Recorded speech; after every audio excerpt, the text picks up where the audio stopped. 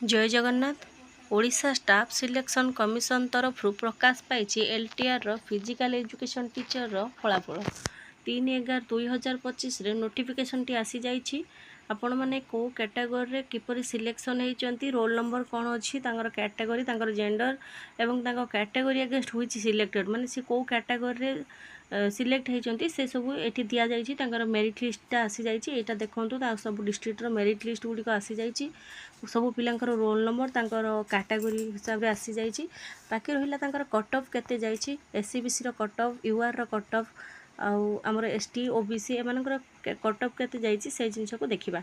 यूआर category रो cut off जाइए 97.5, यूआर women category रो जाइए 86.75, SCBC category रो cut off जाइए 94.75, एससीबीसी ओमेन कैटेगरी रो cut off 82.25, SC category रो 62.25, SC women category रे 37, ST 28.5, ST women category रे 22.75, x serviceman ने 35, SP 95, SP women 91। Type of PWD women and PWD man. Category 1 69.25, category 2 24.5, category 3 29.75। जदि आपण माने मो channel नुआ अच्छा ताहले मो चैनल को लाइक एंड सब्सक्राइब करने को भूलिए नहीं। धन्यवाद।